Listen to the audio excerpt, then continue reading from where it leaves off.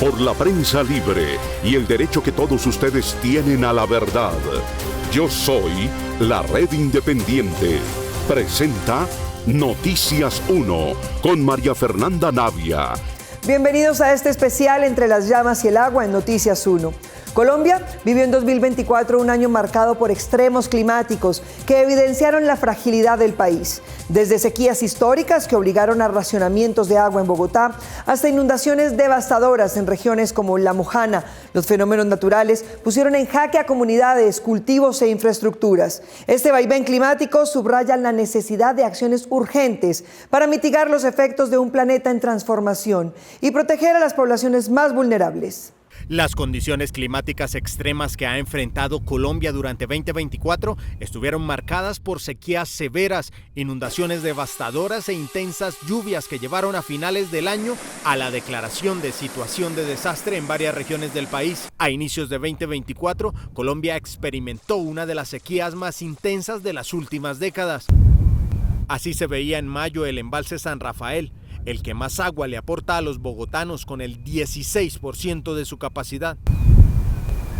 Después de una sequía de más de 3 meses, las lluvias volvieron y en mayo la situación dio un giro dramático en la región de La Mojana.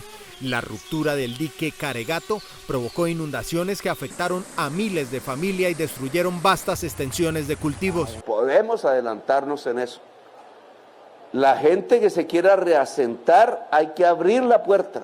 Hay que abrirla, lo que pasa es que es voluntario, no es obligado, voluntario. La Defensoría del Pueblo y la Procuraduría General de la Nación exigieron acciones inmediatas al gobierno para atender la emergencia y prevenir futuras catástrofes.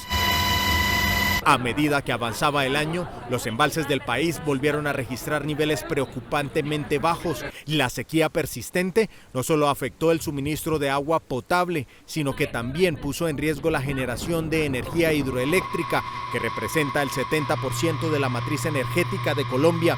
Expertos advirtieron sobre posibles apagones y cortes de agua si no se implementaban medidas urgentes. Digamos que estamos en un nivel crítico. Yo no diría que estamos eminentemente mañana para comenzar a racionar, pero si no nos llueve en las próximas 2 semanas, si no nos llueve, si las lluvias si las lluvias no llegan durante el mes de mayo, ahí sí tendríamos complicaciones y estaríamos en una situación muy compleja y tendríamos que tomar medidas como esos cortes programados de energía. Las imágenes del pulmón de la tierra, el Amazonas, le dieron la vuelta al mundo.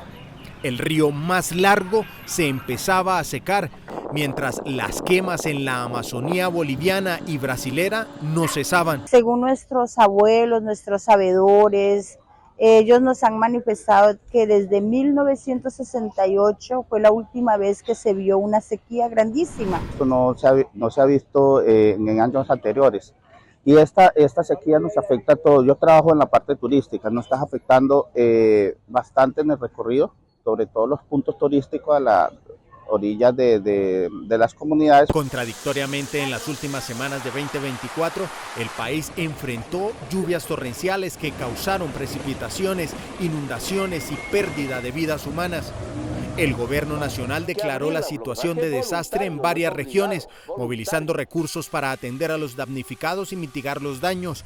Las autoridades han instado a la población a mantenerse alerta y seguir las recomendaciones de los organismos de socorro. El fuego consumió millones de hectáreas del Amazonas durante 2024, dejando una huella imborrable en el pulmón del planeta. Líderes indígenas de los países que comparten esta selva tropical alzaron sus voces para denunciar el impacto devastador, no solo en la biodiversidad, sino también en sus territorios ancestrales. En 2024, la Amazonía se enfrentó a una crisis ambiental sin precedentes, marcada por incendios forestales devastadores que afectaron a millones de hectáreas de selva tropical en países como Brasil, Bolivia, Colombia, Ecuador y Perú. Septiembre del 2024 para Perú fue el mes con mayor número de incendios desde 2015. En Brasil se registraron más de 53.000 incendios, un aumento del 80% en comparación con el mismo periodo en 2023. Las voces de los pueblos indígenas, guardianes históricos de este territorio, resuenan con fuerza en medio de lo que fue el 2024. Es una desgracia completa. En nuestro país se han quemado alrededor de 10.100.000 hectáreas, según la Fundación Tierra. En octubre del 2024 ha sacado estos datos oficiales y todavía se siguen quemando hectáreas de bosque. En Colombia, el pueblo inga describió el impacto de las sequías en el río Amazonas y los principales responsables del daño ambiental que está teniendo el río más caudaloso del mundo. Esto deriva justamente de las causas de las prácticas extractivistas, de la intervención, de la deforestación para los cultivos ilícitos, de la minería ilegal. Justamente estas prácticas han llevado que de algún modo a que nuestros ríos, nuestras aguas, nuestro territorio se vea afectado. Ecuador es otro de los países que más ha sufrido las consecuencias de la sequía, pero también de las quemas indiscriminadas en el Amazonas que desencadenaron apagones en el vecino país. Cabe destacar que el Ecuador depende mucho de la Amazonía para subsistir y generar electricidad. Entonces, al no haber lluvias intensas, estamos teniendo problemas actualmente en Ecuador con el tema de electricidad, porque tenemos constantes cortes de luz por este tema mismo. A pesar de estas advertencias, las comunidades indígenas continúan defendiendo sus territorios, subrayando la urgencia de un esfuerzo colectivo, porque las políticas gubernamentales han sido ineficaces. No se están respetando ni los derechos de los pueblos indígenas en esas regiones, ni tampoco el derecho a la vida de muchas de las especies que se están perdiendo lamentablemente. Cabe destacar que este proceso también ya lleva algunos años, pero lamentablemente no se está cumpliendo con la agenda. Muchas veces nosotros los pueblos indígenas tratamos de conservar los territorios, pero sin apoyo de las autoridades, de organizaciones gubernamentales y de países que generalmente son los que más contaminan a nivel mundial. Pero también una acción conjunta global y un compromiso de parte de la sociedad. En que tenemos que cambiar el modelo económico extractivista basada en el extractivismo de los recursos naturales, el carbón, el oro, el petróleo, los bosques, y parar eso, y las industrias también se tienen que comprometer porque son los grandes contaminantes. Todo el mundo debe ser consciente porque ya estamos mirando las necesidades y el fenómeno que causa la deforestación, ya lo estamos sintiendo. La protección de este ecosistema resulta esencial no solo para los habitantes de la región ni para quienes han habitado estos espacios durante siglos. Es tarea de todos responder por la salud ambiental del planeta en su conjunto. El 2024 será recordado en Bogotá como el año en que el agua se convirtió en un bien escaso. Una sequía sin precedentes, agravada por el fenómeno del Niño, llevó a los embalses del sistema Chingaza a niveles históricamente bajos, obligando a implementar un racionamiento de agua sin precedentes. Millones de habitantes se adaptaron a cortes rotativos y campañas de ahorro, mientras la ciudad aprendía duras lecciones sobre su vulnerabilidad frente al cambio climático. La situación en Bogotá este año estuvo marcada por una sequía sin precedentes, el descenso alarmante de los niveles en los embalses que surten de agua a la capital y la implementación de un plan de racionamiento de agua que ha impactado la vida de millones de habitantes. A inicios de 2024, Bogotá comenzó a experimentar una reducción notable en las precipitaciones. El fenómeno del Niño intensificó la situación, provocando una sequía que afectó gravemente las fuentes hídricas de la ciudad. Los embalses del sistema Chingaza, responsables de suministrar aproximadamente el 70% del agua potable de la capital, registraron niveles históricamente bajos. Quiero hacer una invitación a la ciudadanía y al sector productivo a que nos unamos como ciudad por una causa común. Ahorremos agua, cambiemos nuestros hábitos. La extensión de las medidas dependerá en gran parte de las lluvias y de los cambios de comportamiento que logremos hacer para ahorrar agua. La situación se volvió crítica. Los embalses de Chuza y San Rafael, componentes clave del sistema Chingaza, alcanzaron apenas el 16,9% de su capacidad, el nivel más bajo en 40 años.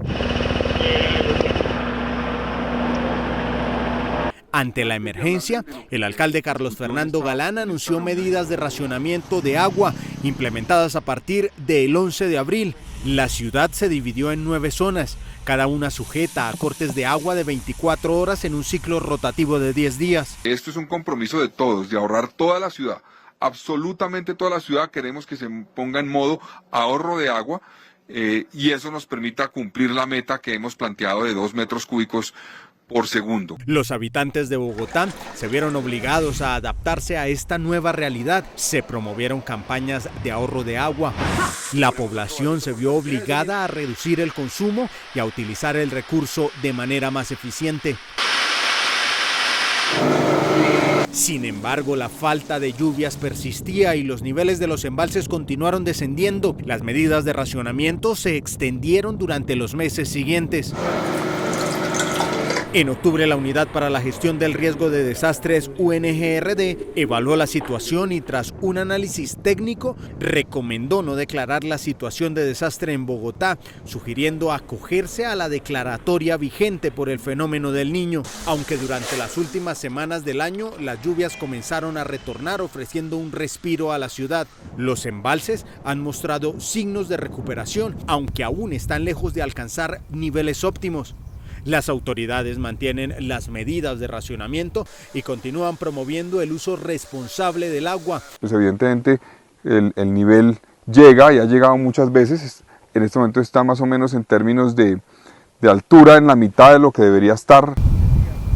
La crisis vivida en Bogotá durante 2024 dejó lecciones importantes sobre la vulnerabilidad de la capital ante fenómenos climáticos extremos y la necesidad de implementar estrategias sostenibles para la gestión del agua, la conservación de los ecosistemas que abastecen la ciudad, la inversión en infraestructura hídrica y la educación ambiental se perfilan como pilares fundamentales para garantizar la seguridad hídrica en el futuro. Luego de que Noticias 1 reveló que Postobón y otras industrias pagaron 28 pesos por el metro cúbico de agua subterránea en Bogotá, la alcaldía distrital le pidió al gobierno nacional que revise la fórmula aplicada a las empresas por el uso del recurso. Expertos consideran que el precio debería ser mayor. El 4 de octubre, la alcaldía de Bogotá le pidió al Ministerio de Ambiente revisar la fórmula de la tasa por utilización de agua. Esto luego de que Noticias 1 reveló que 4 industrias habían pagado en promedio 28 pesos por el metro cúbico de agua subterránea entre 2017 y 2023. La fórmula actual ha provocado una disminución sustancial en el valor cobrado por el uso del agua subterránea en el Distrito Capital. El precio por metro cúbico de este recurso pasó de 1.150 pesos en 2016 a un promedio de 28 pesos en la actualidad, lo que representa una reducción del 97%. El distrito le atribuye la disminución a este decreto de 2017.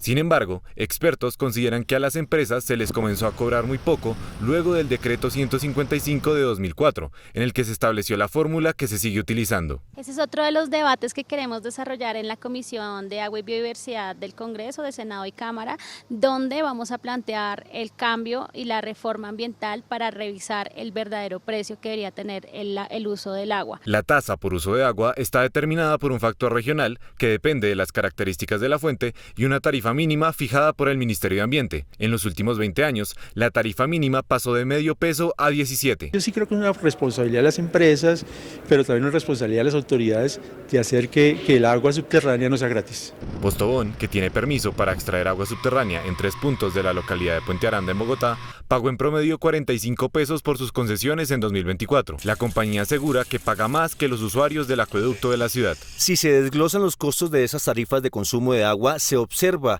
que el costo medio de la tasa ambiental equiparable a la tasa por uso de agua de las concesiones que pagan las empresas actualmente es de 28,54 pesos. Ese valor es inferior a lo que las compañías concesionarias de agua subterránea pagan. Además, la embotelladora afirma que deben tratar el agua extraída del subsuelo para que sea consumible. Se le deben agregar los costos del tratamiento de agua y demás costos y gastos para hacerla potable y con la calidad adecuada para el uso industrial y posterior consumo humano. La Secretaría de Ambiente le propuso al Gobierno Nacional realizar una mesa de trabajo con el Ministerio de Ambiente y otras entidades para revisar el precio que pagan las empresas. En la última década, los parques nacionales de Colombia han perdido más de 125.000 hectáreas debido a la deforestación. Noticias 1 habló con su director, Luis Olmedo Martínez, sobre el riesgo que corre la biodiversidad por los efectos del cambio climático. Los ecosistemas han sufrido un golpe severo, con efectos visibles en el ciclo del agua y la pérdida de biodiversidad. La sequía que afectó a Colombia durante 2024 dejó una huella profunda en el país. Para el director de Parques Nacionales, Luis Olmedo Martínez, estas condiciones son una advertencia clara de los efectos del cambio climático. El sistema ecológico global tiene que balancearse. Y eso implica la ruptura de unos ciclos, lamentablemente, para los cuales la civilización humana no está preparada. El impacto de esta sequía no se limita al presente. Los suelos pierden productividad, los nichos ecológicos desaparecen y se teme que pueda desencadenarse un efecto dominó que afecta la estabilidad de los ecosistemas. Hoy vemos la alteración del agua, pero no quiero ser catastrofista. Sin embargo, se puede empezar a experimentar lo que se conoce como el efecto dominó y el efecto en los ecosistemas subyacentes. Aunque los expertos advierten que estamos en una zona de vulnerabilidad por el comportamiento del clima, Olmedo enfatiza que todavía hay tiempo para actuar, pero la humanidad debe asumir su responsabilidad ahora. No vamos a la delantera porque estas alertas se dieron desde Río 92. Se reactificaron en el cambio del milenio. Luego las metas del milenio nos pidieron actuar antes del 2015 y en las metas del 2015 nos pidieron actuar antes del 2030, pero no, la humanidad no ha reaccionado y no ha hecho las adecuaciones sociales que le permitan adecuarse al ciclo del agua. Además, el director destacó el papel crucial que desempeñan áreas estratégicas como la Amazonía colombiana, que se conecta con los Andes y la Orinoquía y que albergan gran biodiversidad.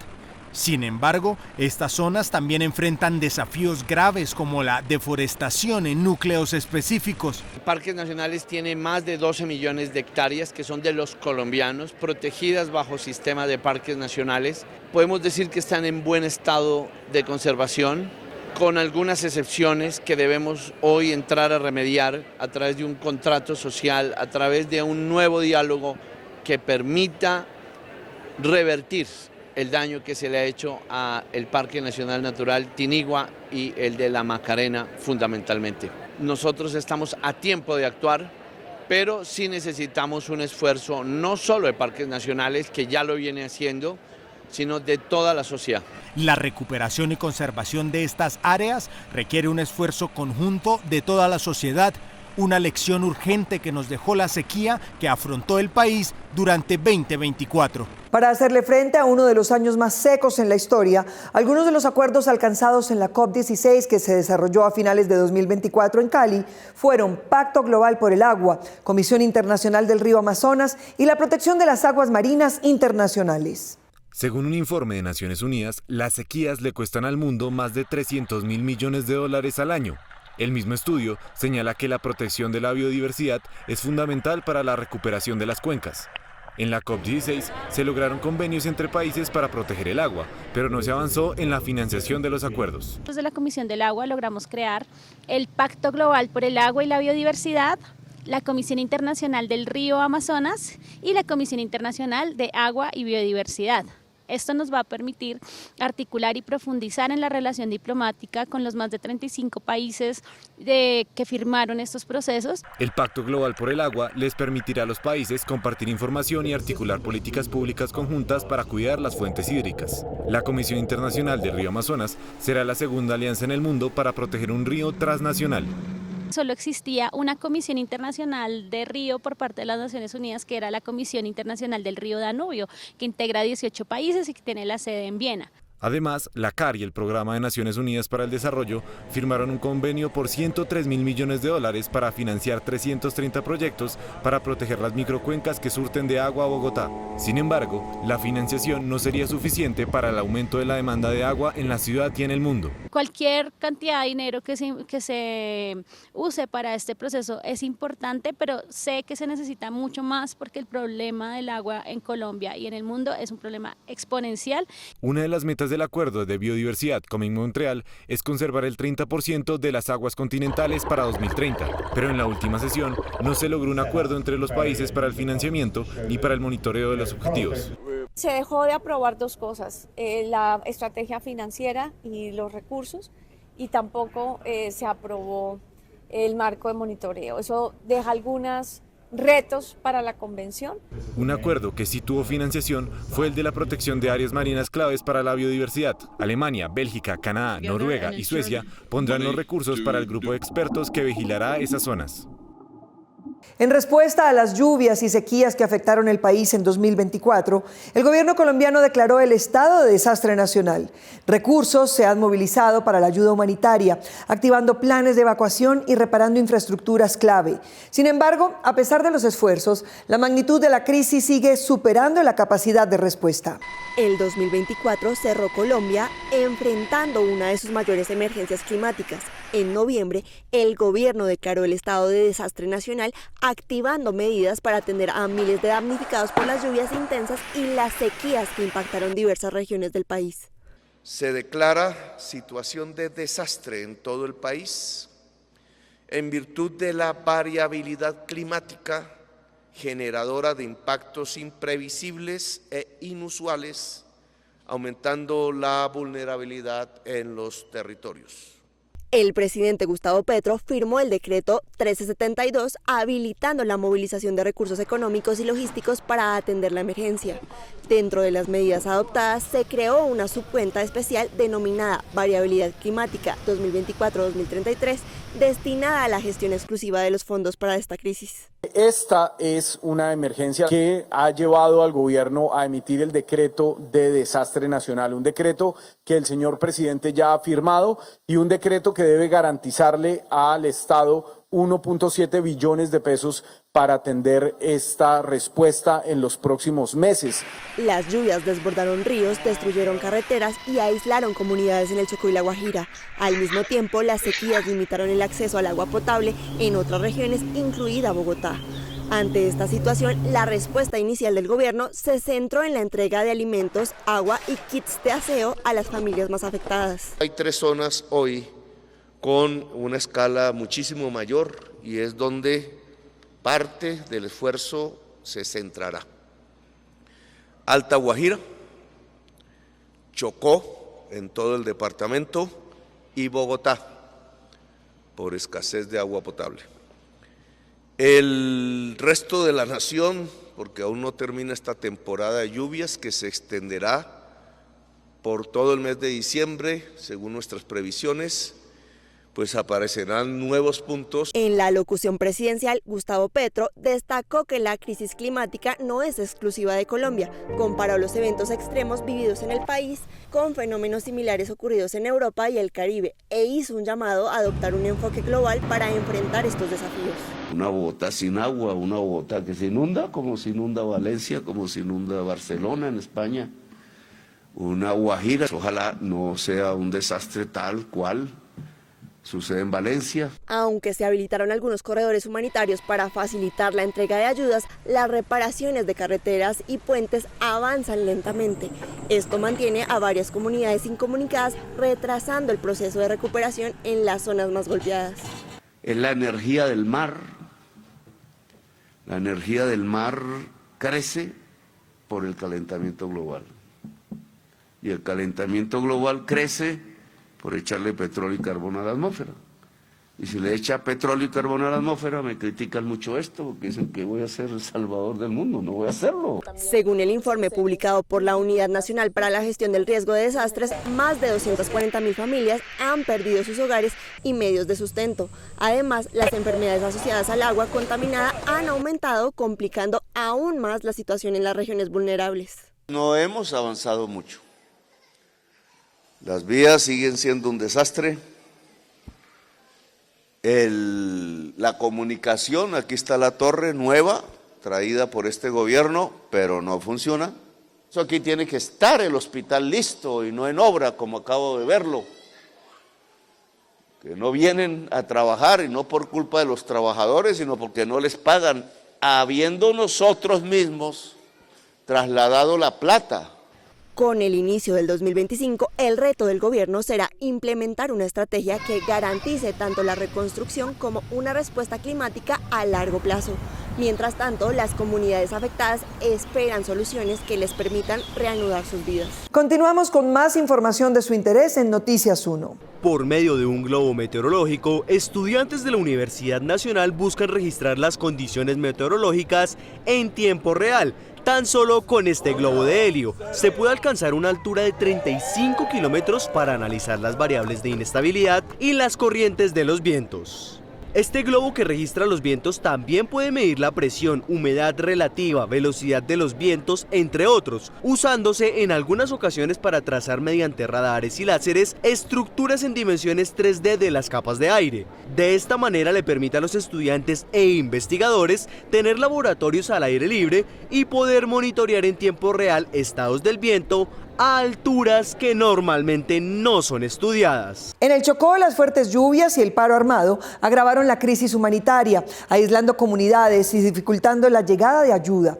A pesar de las medidas implementadas, como la entrega de asistencia y la reparación de infraestructuras, la situación sigue siendo crítica en muchas de las zonas del departamento. El Chocó cerró el 2024 enfrentando una de las peores crisis humanitarias de su historia. Las lluvias e inundaciones destruyeron comunidades, mientras que el paro armado del ELN agravó la situación. Miles de personas quedaron aisladas sin acceso a las ayudas humanitarias. Lo que comenzó como una emergencia climática se convirtió en una tragedia marcada por la falta de respuesta estatal y promesas incumplidas. Hay más de 37.000 familias afectadas en 27 de 31 municipios del departamento del Chocó. Las lluvias, que comenzaron en octubre y se extendieron hasta diciembre, provocaron el desbordamiento de los ríos Atrato, Baudó y San Juan. Más de 120.000 personas fueron afectadas directamente y gran parte de la infraestructura del departamento, como puentes y carreteras, quedó destruida. La casa se entabló toda porque ella es de madera y como ya está bastante viejita, fue muy horrible porque subió medio metro. En muchas comunidades no hay acceso a agua potable ni alimentos, lo que ha generado una crisis alimentaria. Además, las enfermedades transmitidas por agua contaminada, como diarreas y problemas respiratorios, se han multiplicado en el departamento. El Chocó ha sido una región olvidada por siempre por una sola razón, porque aquí vinieron a poblarla los esclavos que se liberaban ellos mismos de las cadenas. El paro armado del ELN, que se reanudó en noviembre, empeoró la situación. El grupo armado bloqueó las principales vías de acceso, lo que dificultó la entrega de ayuda humanitaria. Las amenazas a las organizaciones humanitarias y los transportistas impidieron el funcionamiento de los corredores humanitarios, dejando a las comunidades atrapadas entre las inundaciones y el conflicto armado. Estos señores del ELN demuestran lo desconectados que están del pueblo colombiano, insistan en un paro armado para agravar aún más una situación humanitaria dramática que está atravesando la gente de Chocó. El gobierno colombiano intentó mitigar los efectos de la crisis con la habilitación de corredores humanitarios, pero estos esfuerzos fueron insuficientes. La ayuda llegó tarde a muchas familias y aún hoy las infraestructuras de transporte, como puentes y carreteras, siguen sin repararse. La única solución que puede considerarse como efectiva es el reasentamiento de las poblaciones. El presidente lleva más de una década hablando de ordenar el territorio alrededor del agua. Al comenzar el 2025, la situación sigue siendo difícil. Las lluvias continúan y muchas comunidades siguen incomunicadas. Sin una intervención efectiva y sostenida, la crisis podría continuar por muchos meses más, afectando a miles de personas que dependen de una ayuda que aún no llega. El Chocó comienza este nuevo año atrapado entre la devastación, el conflicto y el olvido.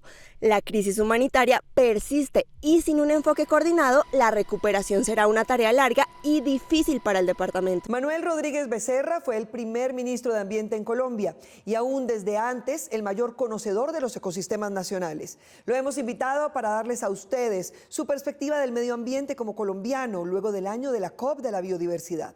Doctor Rodríguez, recientemente tuvieron lugar la COP de biodiversidad y el cambio climático. ¿Cómo es su balance? Bueno, yo creo que hay que hacer un balance de la Convención de Biodiversidad y de la Convención de Cambio Climático. En ambos casos los resultados han sido pobrísimos. Yo participé en las negociaciones hace 32 años y en ese momento teníamos las expectativas de que esos dos problemas se resolverían o estarían que hoy deberíamos estar en vía de estar resolviéndolo. No solamente no lo estamos resolviendo, sino que están empeorando. Entonces, el reciente dato es que las poblaciones de mamíferos han disminuido en un 73% en los últimos 40 años. Cifras alarmantes. Sí. Y, por otra parte, las emisiones de gases de efecto invernadero desde hace 32 años han aumentado en un 62%.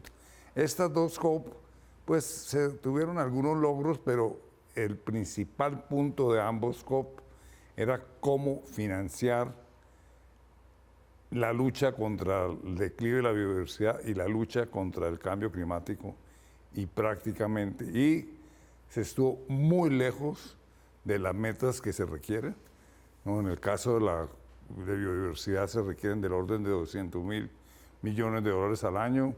Estamos en algo así como en menos del 10% de esa cifra, y en el caso del cambio climático, todos los estudios indican que se requeriría unos grants o unos recursos concesionales de los países desarrollados, de los países en desarrollo, de 1.300.000 millones de dólares. Es decir, y hoy en día la cifra que en principio se acordó en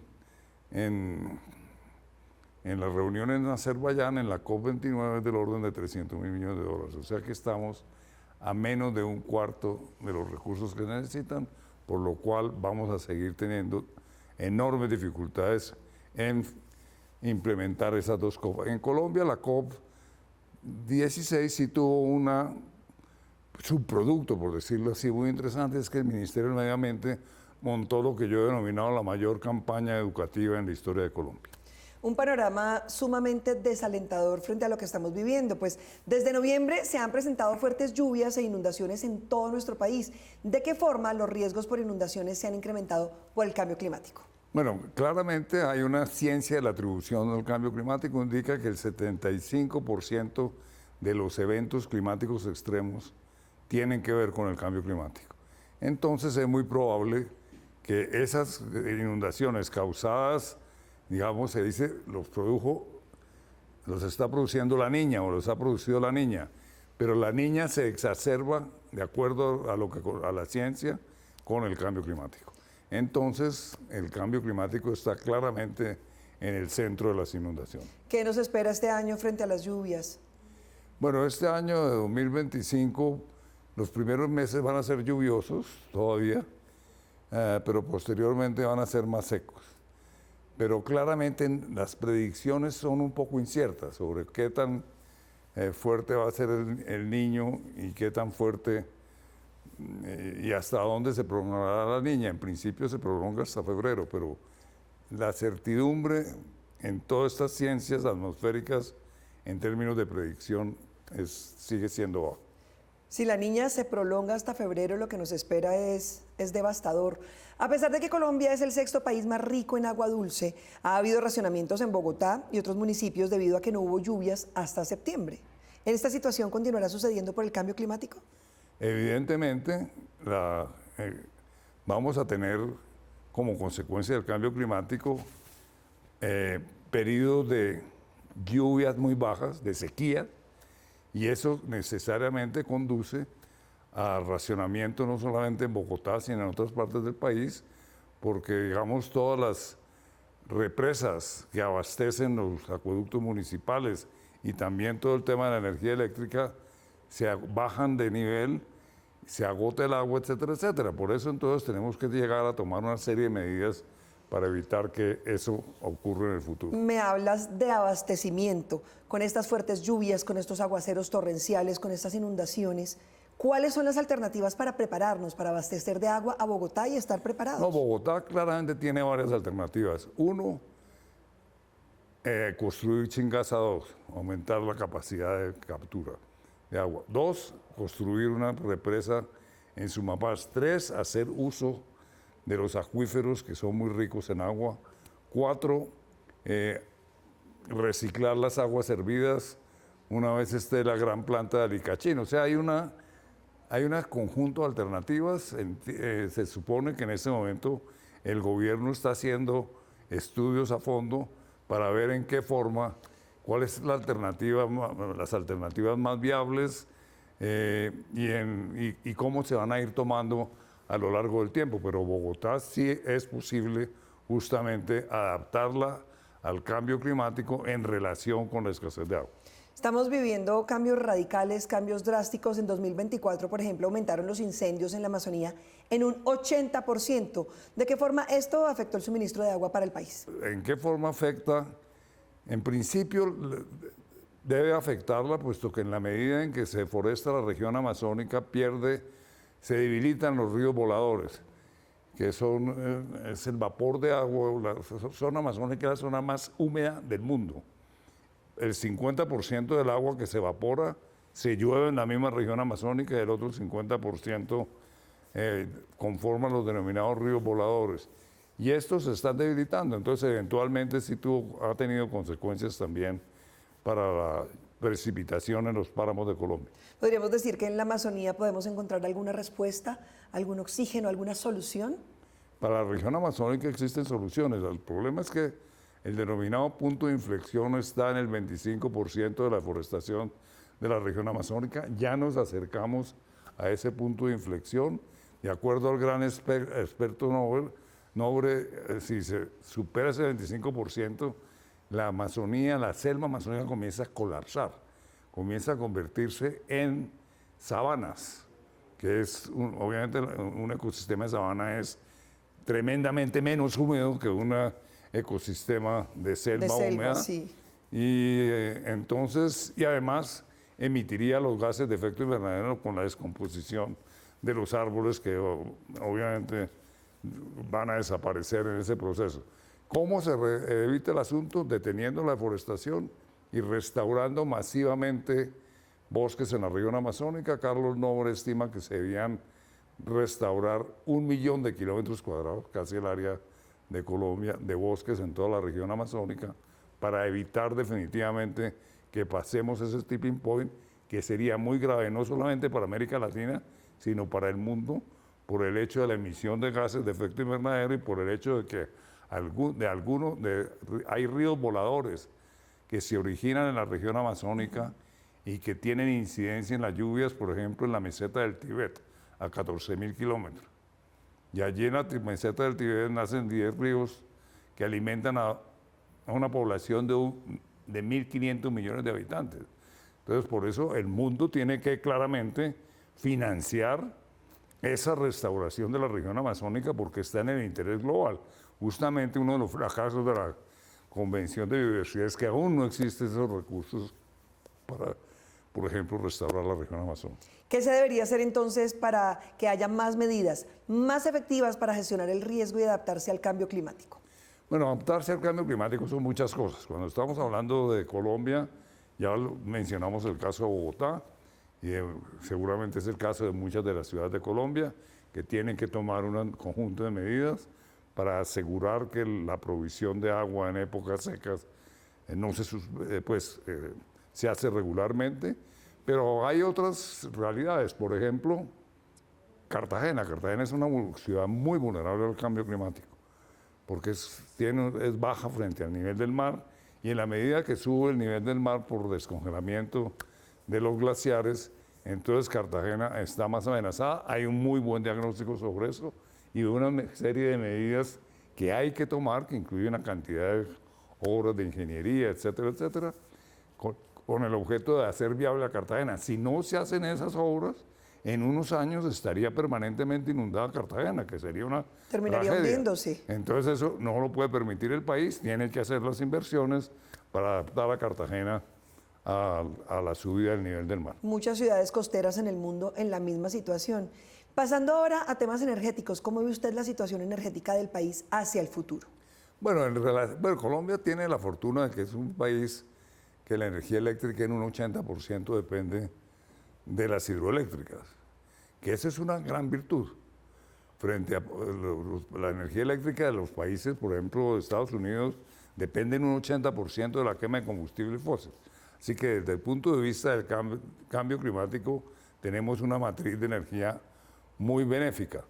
Pero por el otro lado, con las sequías, los embalses comienzan a bajar en épocas de sequía y entonces se pone en peligro el abastecimiento de energía eléctrica como estuvo en este segundo semestre de este año. Entonces ahí hay medidas que tomar también. Todavía Colombia tiene un potencial hidroeléctrico por construir, entonces seguramente se pueden construir más hidroeléctricas y obviamente también hacer la transición a energías no convencionales, energías renovables no convencionales como es la fotovoltaica y la eólica. Pero claramente uno de los países que se siguen construyendo hidroeléctricas en el mundo, Colombia tiene la posibilidad aún de construir hidroeléctricas de tamaño mediano, como y no tan del tamaño de Hidroituango. Y claramente lo que hay que hacer para esos casos es que el embalse sea de mayor tamaño que los tradicionales embalses, para que en épocas de invierno entonces esos embalses se llenen al máximo y en la época de sequía ahí está la reserva del agua para la energía hidroeléctrica. Pero también hay medidas claramente de prevención y para asegurar al país el fluido energético permanente. Ahora, hay unos problemas muy serios con el hecho de que hay un gran atraso en la construcción del sistema de interconexión por el tema de las licencias ambientales, que es muy preocupante. Entonces nadie quiere una torre de transmisión en el patio de su casa, hay todo tipo de acciones legales de los propietarios de fincas, etcétera, etcétera.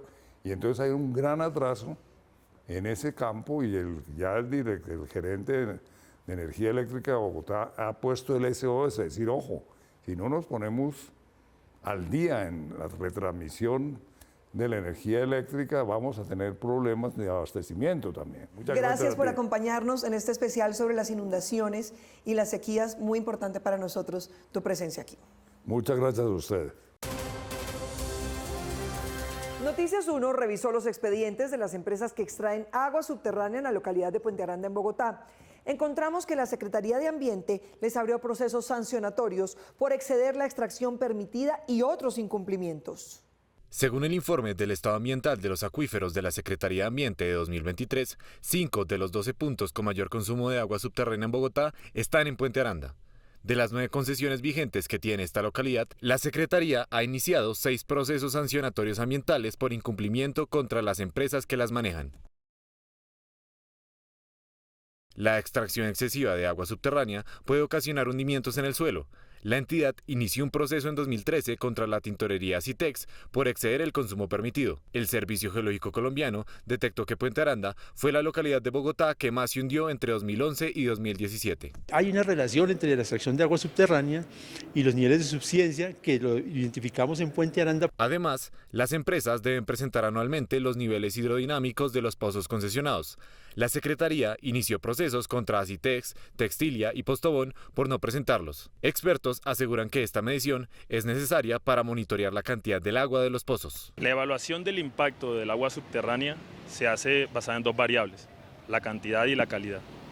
En este caso, los niveles hidrodinámicos nos permiten evaluar esas reservas, cómo está la cantidad de agua subterránea. Según un concepto técnico de la Secretaría de Ambiente de 2022, los niveles hidrodinámicos del pozo concesionado a Textilia disminuyeron drásticamente después de que la empresa comenzó a extraer agua. De acuerdo con los valores de la gráfica, se observa que el nivel estático tuvo un descenso significativo en el año 2019 y 2020. Se aclara que las mediciones del año 2018 fueron antes de haberse otorgado la concesión. No se tiene datos reportados del usuario en 2021. Otro parámetro que deben presentar las empresas son los niveles fisioquímicos, con el fin de evaluar el impacto que ha tenido la extracción en la calidad del agua. Los parámetros fisicoquímicos, los valores de hidrogeoquímica nos permiten conocer cómo está el agua subterránea respecto a ese impacto, a ese bombeo que nosotros le estamos haciendo. En 2022, la Secretaría inició un proceso contra Textilia por no presentar los 14 parámetros solicitados por la entidad en 2021.